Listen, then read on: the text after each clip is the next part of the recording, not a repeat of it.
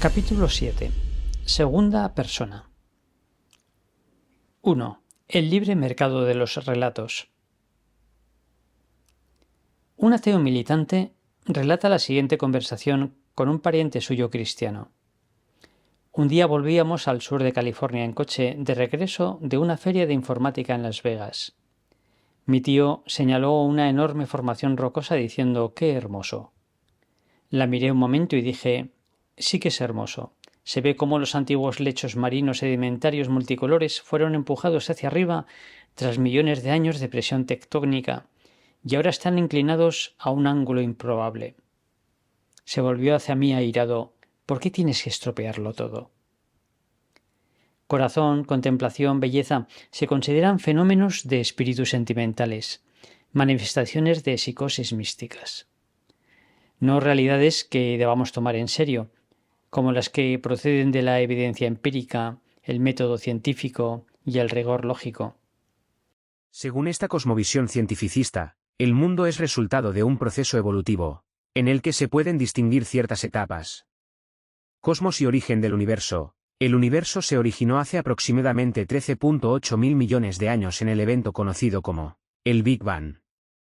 Esta teoría, respaldada por observaciones astronómicas como la radiación de fondo de microondas, describe una expansión inicial rápida y caliente que creó las condiciones para la formación de átomos y estrellas. Formación de estrellas y galaxias. A medida que el cosmos se expandía, la gravedad tomó el relevo, conduciendo al colapso de nubes de gas y polvo para formar estrellas y galaxias.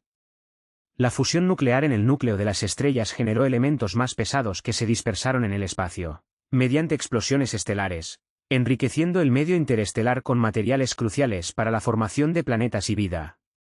Formación del Sistema Solar y la Tierra. Hace unos 4.6 mil millones de años, nuestro sistema solar se formó a partir de una nebulosa de gas y polvo. La Tierra, ubicada en la zona habitable, experimentó un proceso de acreción que la llevó a convertirse en un planeta rocoso con agua líquida en su superficie. Origen de la vida y evolución biológica. La vida en la Tierra comenzó hace unos 3.5 mil millones de años con organismos unicelulares. La evolución, impulsada por la selección natural y la mutación genética, condujo al desarrollo de una diversidad biológica extraordinaria, culminando en formas de vida complejas y adaptadas a diversos entornos. Historia de los homínidos y Homo sapiens. Hace unos 2.5 millones de años, los homínidos aparecieron en el registro fósil. La especie Homo sapiens, nuestra especie, surgió hace aproximadamente 300,000 años. Herramientas, habilidades cognitivas y la capacidad para la cooperación social fueron cruciales en nuestro desarrollo evolutivo. Evolución cultural y tecnológica. La historia humana abarca una evolución cultural y tecnológica acelerada. Desde el desarrollo de la agricultura hasta la revolución industrial y la era de la información, nuestra especie ha transformado radicalmente su forma de vida, sociedad y relación con el entorno. El fin de los metarrelatos. Esta síntesis de física, biología, geología y otras disciplinas científicas es considerada hoy la única explicación racional del mundo y del hombre. Es el último metarrelato, que es como se llama a la cosmovisión que se fundamenta en una razón científica universal. A lo largo de la modernidad se han propuesto distintos metarrelatos. El iluminismo otorgó divinidad a la razón y la consideró el motor de la historia que acabaría en un estado de plenitud racional para toda la humanidad.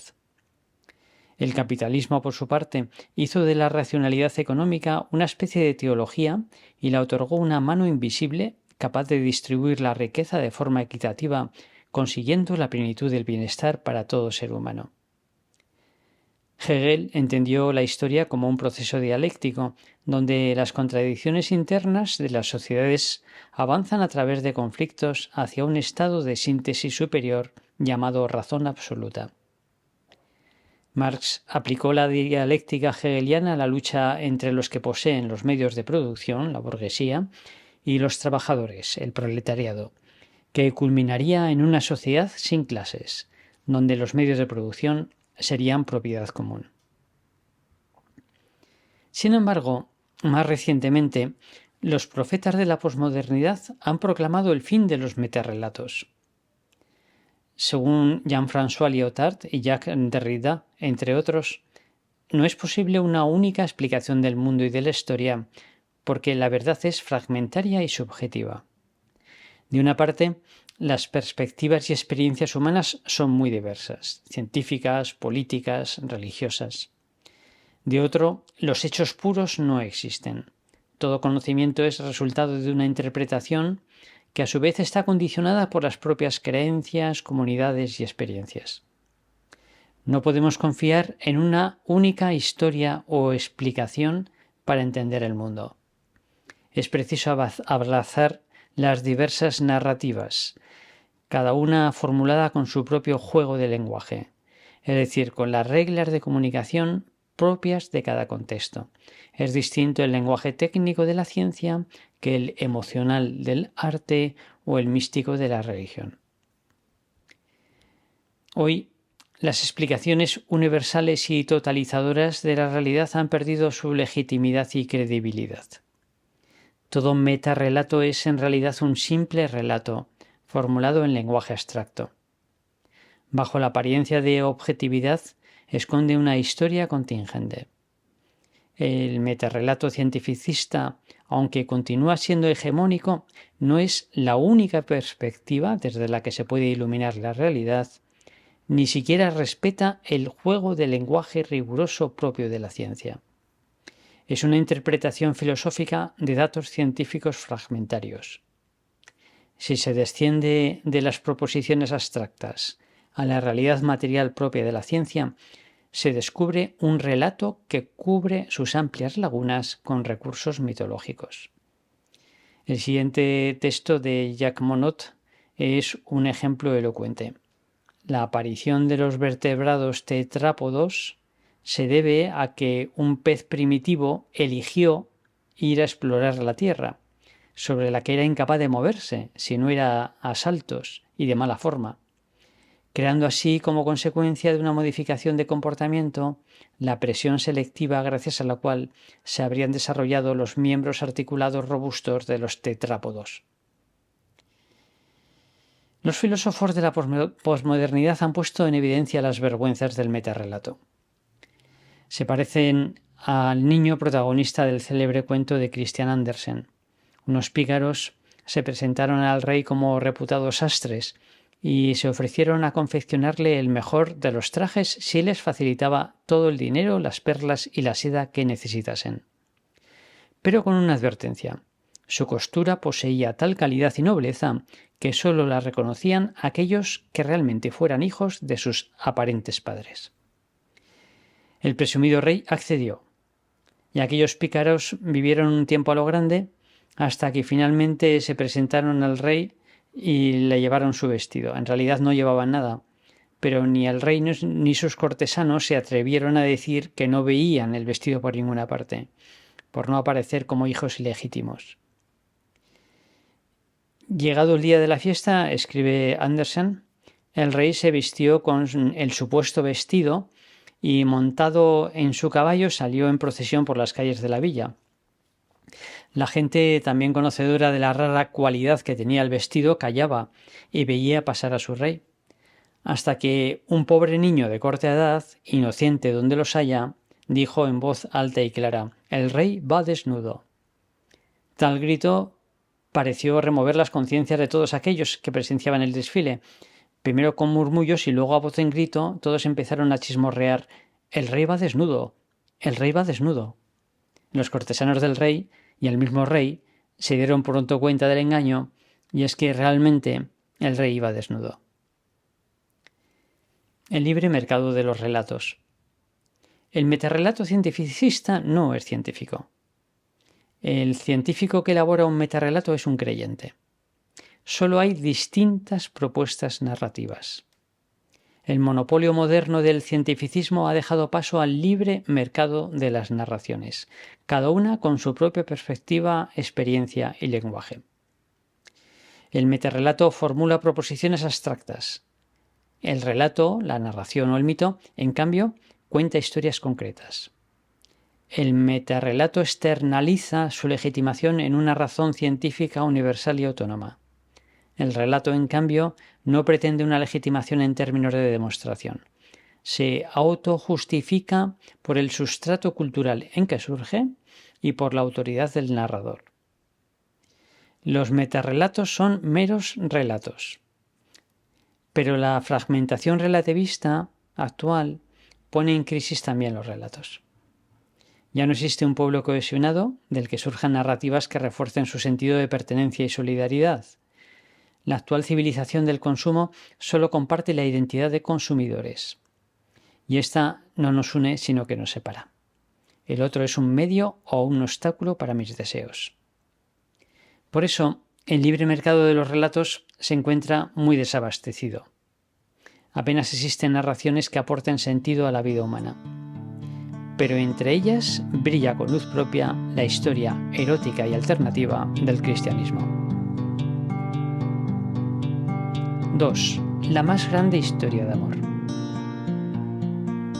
La mayor historia jamás contada.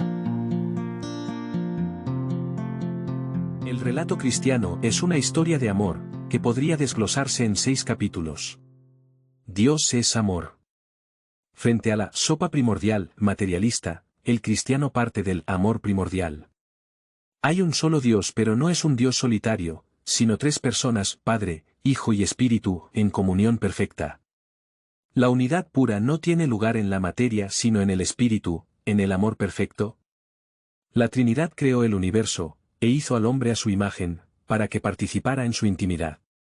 Quizá podamos reconocer en el anhelo de amor infinito y eterno de nuestro corazón una cierta memoria y nostalgia de la intimidad con Dios que gozamos en el paraíso original. ¿Ni siquiera nuestras relaciones personales sanas y fuertes logran saciarnos? El hombre se replegó sobre sí mismo, y rompió la comunión con el amor.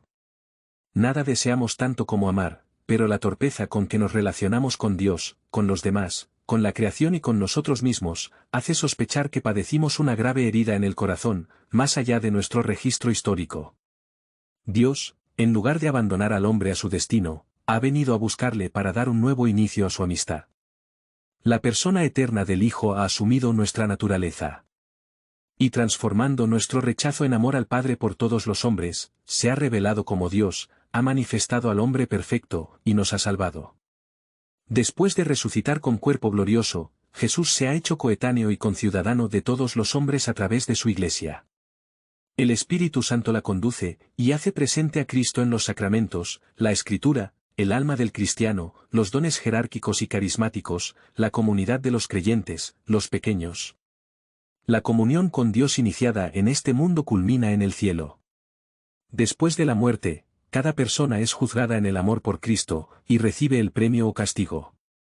Y al final de la historia, el mismo Cristo volverá gloriosamente para hacer justicia, y crear un cielo y una tierra nuevos donde los santos gozarán de su intimidad por la eternidad. Este es el relato cristiano. El cientificismo lo considera ingenuamente antropomórfico, pero esa crítica incurre en el riesgo de ser precrítica respecto a sí misma.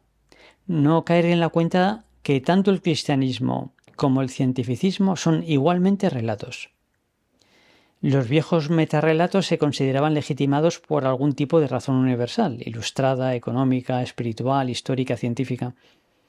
El relato cristiano añade que cualquier razón objetiva presupone un sujeto. Afirma que detrás de las leyes de la naturaleza y del espíritu hay una razón consciente de sí misma. El cristianismo no pretende ser un metarrelato. La existencia de Dios y su cualidad amorosa no pueden ser demostradas por la ciencia experimental, porque ésta tiene como objeto la materia. Por la misma razón, la ciencia tampoco puede demostrar la no existencia de Dios, e incluso con mayor razón, puesto que no puede haber demostración experimental de la no existencia de algo. Eso sí, la ciencia muestra que es razonable creer en Dios, e incluso que hay más razones para creer que para no creer.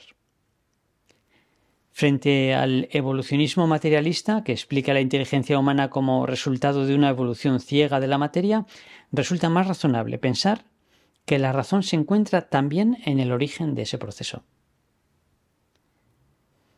Tampoco las ciencias histórico-críticas pueden demostrar la divinidad de Jesucristo, puesto que no deja registros fósiles ni pruebas materiales que pueda rescatar el historiador. Pero sí puede mostrar que Jesús no es una figura mitológica como Zeus, sino un personaje histórico que vivió en Palestina, provincia limítrofe del Imperio Romano, bajo los emperadores Augusto y Tiberio. Algunos historiadores romanos y judíos de principios del siglo II, como Plinio el Joven, Tácito, Suetonio, Flavio Josefo, se han hecho eco de Jesús. Pero es en el círculo de sus discípulos donde encontramos abundante información por múltiples cauces de Jesucristo. La liturgia, la literatura teológica, la pintura, la arquitectura, la música, el testimonio de sus vidas y de sus martirios, y también a través de un puñado de escritos denominado Nuevo Testamento. Como cualquier otro relato, el cristianismo no es demostrable, pero tampoco es un ingenuo antropomorfismo. Es al menos tan lógico como el relato cientificista, al que supera afirmando que la razón objetiva de la ciencia supone un sujeto. Se trata de una propuesta muy razonable y seria que merece ser admitida a trámite o tomada en consideración, como se dice de las demandas judiciales o los proyectos de ley. La mayor historia de amor. Todo relato se autojustifica por su contexto y su narrador. El relato cristiano no refuerza el sentido de pertenencia y solidaridad de una sociedad particular. La historia de la fe cohesiona a la entera comunidad de los heridos por el desamor. El corazón de todo hombre padece una insatisfacción crónica, porque anhela un amor infinito y eterno que no es de este mundo y que además sabe no merecer. Esta nostalgia se agudiza en la cultura relativista, fundada en una lógica comercial que genera únicamente relaciones infrapersonales. Sufrimos una glaciación de desamor y buscamos desesperadamente el afecto de los demás, cerrando así definitivamente la puerta al don. Este círculo vicioso solo puede ser roto desde fuera.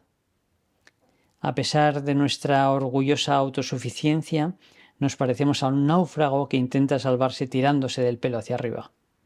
Por eso nos gustan las películas de superhéroes que vienen a salvar el mundo. El Capitán América, Spider-Man, el increíble Hulk, Iron Man, el poderoso Thor. El egoísmo es concreto y solo puede ser sanado por un amor concreto, no por una idea abstracta. La buena noticia es que ese tú que anhelamos existe. Esa segunda persona del singular que necesitamos es la segunda persona de la Trinidad. Ese tú existe y ha nacido hace 2000 años en un establo de Belén. La historia da razón al corazón. El que no puede equivocarse porque es más íntimo a nosotros que nosotros mismos, ha dicho, vale la pena dar la vida por estos hombres. Y ha asumido nuestra naturaleza para unirse definitivamente al hombre. Se ha identificado con cada uno hasta el punto de no querer seguir viviendo sin él. Quien es amado por Dios hasta la muerte, se sabe amado de verdad. El relato cristiano encaja nuestra condición humana como el zapato de cristal en el pie de la Cenicienta. Muchos conversos tienen la sensación de llegar a un lugar largamente anhelado, a su hogar. Como escribe Tertuliano, anima naturaliter cristiana, el alma es naturalmente cristiana. El pesebre contiene el alimento de los animales, al acuden llevados por un hambre insaciable. Por eso representa bien las adicciones humanas. En cambio, el pesebre de Belén ahí contiene el alimento que sacia plenamente el corazón del hombre, el Dios encarnado. 3. El más bello de los hombres. La figura de Jesús. La esencia del cristianismo no es una doctrina ni una moral, sino una persona. Un día Jesús preguntó a sus discípulos, ¿quién decís que soy yo? Y Pedro, en representación del resto, respondió, tú eres el Hijo de Dios vivo. Jesús no era un mero profeta. Se situaba por encima de las instituciones sagradas de Israel, la ley, el sábado, el templo. Decía cosas como, el cielo y la tierra pasarán, pero mis palabras no pasarán.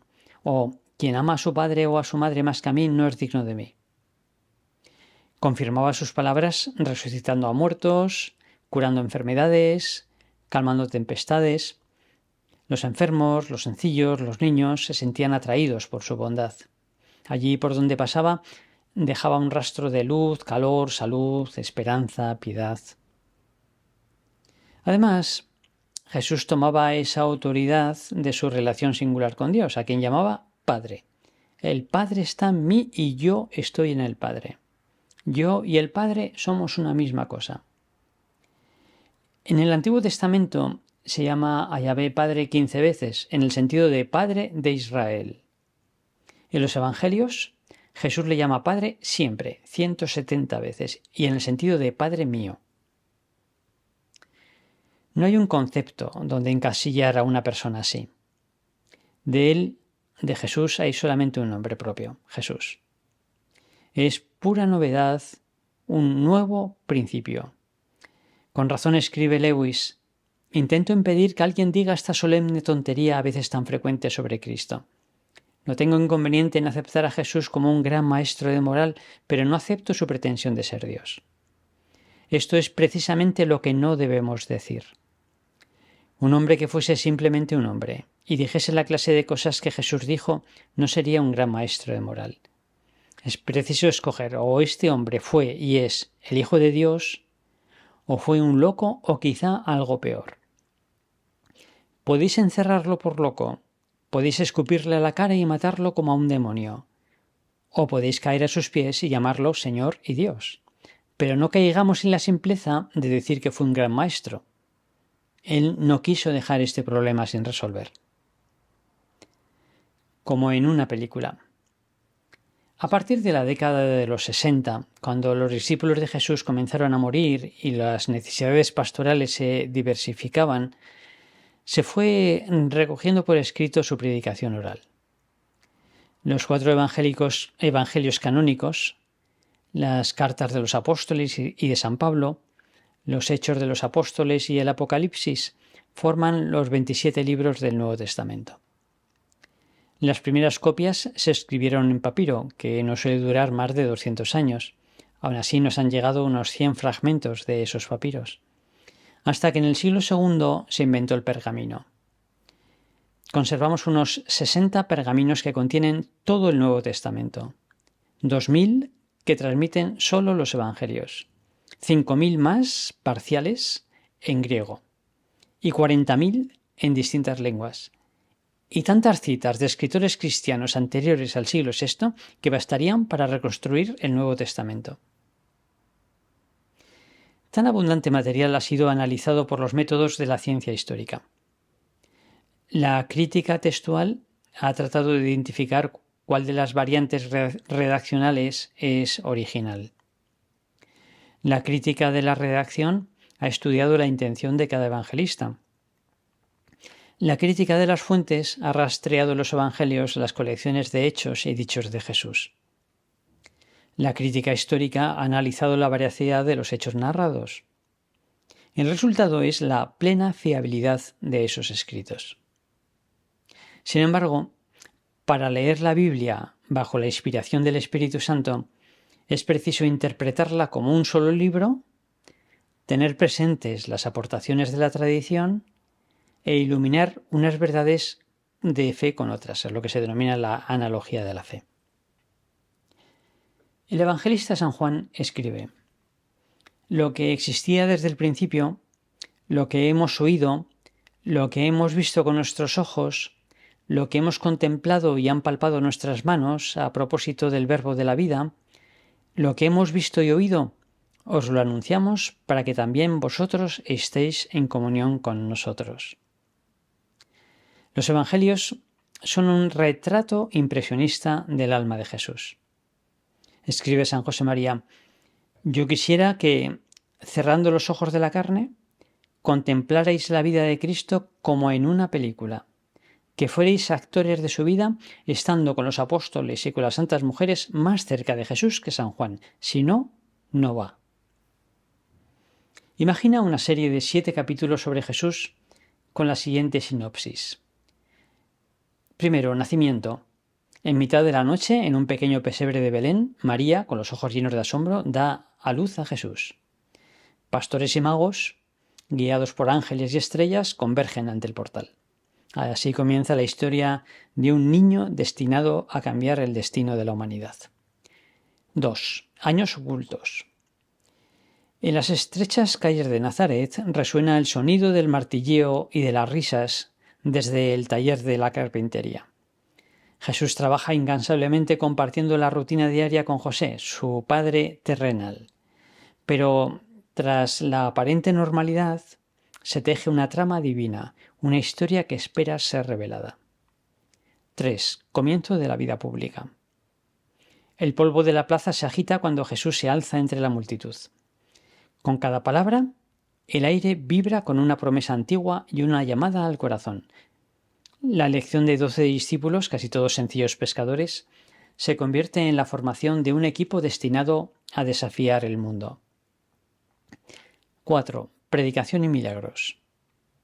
En una fiesta de bodas en Caná, Jesús realiza su primer milagro, transformando agua en vino. La multitud queda atónita ante su poder, pero los líderes religiosos le observan con desconfianza. Cada milagro es un eco de su mensaje: amor, redención y una invitación a la conversión. 5. Última cena y tradición. En una habitación iluminada por velas, Jesús celebra la última Pascua con sus discípulos. La solemnidad del momento se quiebra con la tradición de Judas, que sumerge la escena en una oscura trama. Las palabras resonantes y la tensión en el aire revelan un giro inminente hacia el sacrificio. 6. Condena y ejecución. En el tribunal de Pilato, Jesús recibe acusaciones falsas mientras la multitud exige su condena. La traición de Judas desencadena una serie de eventos que culminan en la cruel ejecución en el Monte Calvario. El amor con que abraza la cruz revela definitivamente a Jesús como Dios y como hombre perfecto, y redime a la humanidad. Y 7. Resurrección y esperanza. Al despuntar el alba, Jesús emerge de la tumba con un cuerpo glorioso. A lo largo de 40 días sale al encuentro de los discípulos para confirmarles en la fe y en la esperanza. Después regresa junto al Padre. El Espíritu Santo da inicio a la Iglesia, a través de la que Cristo se hace coetáneo de todos los hombres hasta su segunda venida al final de los tiempos. La Lectio Divina. Más que un libro para leer, los Evangelios son un cuadro para contemplar. La obra de arte, escribe Olegario González de Cardedal, es un don, que en gratuidad absoluta se da y en gratuidad absoluta exige ser contemplada. No son necesarias ni suficientes las introducciones técnicas e historiográficas para captar la esencia de la obra de arte. Hay que mirarla en paz y sosiego, dejándose arrastrar hasta su fondo revelador. Ella no es deducible de nada anterior ni conduce a nada posterior. Una pintura o escultura de Fidias, Frangélico, Miguel Ángel, El Greco, Velázquez, Picasso, Rodin o Rouault están ahí desvalidas y frágiles en un sentido, potentes y reveladoras en otro. Se las descubre estando ante ellas. En gratuidad se dan y en gratuidad hay que acogerlas. Son realidad y revelación al mismo tiempo. No hay razones exteriores a la obra de arte. Así es Jesús, figura de la revelación. Y lo es tanto en los actos de majestad como en la pasión y en la cruz. La Lectio Divina consiste en contemplar las escenas del Evangelio, en leerlas con interés desinteresado, como vimos en el capítulo anterior. No es una técnica para orar, pero requiere un cierto método para aprender. Benedicto XVI resumía así sus pasos fundamentales. Se comienza con la lectura, lectio del texto, que suscita la cuestión sobre el conocimiento de su contenido auténtico. ¿Qué dice el texto bíblico en sí mismo? Si en este momento se corre el riesgo de que el texto se convierta en un pretexto, para no salir nunca de nuestros pensamientos. Sigue después la meditación, meditatio, en la que la cuestión es: ¿qué nos dice el texto bíblico a nosotros? Aquí. Cada uno personalmente, pero también comunitariamente, debe dejarse interpelar y examinar, pues no se trata ya de considerar palabras pronunciadas en el pasado, sino en el presente. Se llega sucesivamente al momento de la oración, oratio, que supone la pregunta ¿qué decimos nosotros al Señor como respuesta a su palabra? La oración como petición, intercesión, agradecimiento y alabanza es el primer modo con el que la palabra nos cambia. Por último, la lectio divina concluye con la contemplación, contemplatio, durante la cual aceptamos como don de Dios su propia mirada al juzgar la realidad y nos preguntamos ¿qué conversión de la mente, del corazón y de la vida nos pide el Señor? Conviene recordar además que la lectio divina no termina su proceso hasta que no se llega a la acción, actio, que mueve la vida del creyente a convertirse en don para los demás por la caridad. Termino. La lectio divina confirma el Salmo 44. Es el más bello de los hombres. Jesús es la belleza que salva el mundo. Escribe San Agustín, hermoso como verbo de Dios, hermoso en el vientre de la Virgen, hermoso en el cielo, hermoso en la tierra, hermoso en los milagros, hermoso en los azotes, hermoso invitando a la vida, hermoso no cuidando de la muerte, hermoso al rendir el alma, hermoso al recobrarla, hermoso en el madero de la cruz, hermoso en el sepulcro, hermoso en el cielo.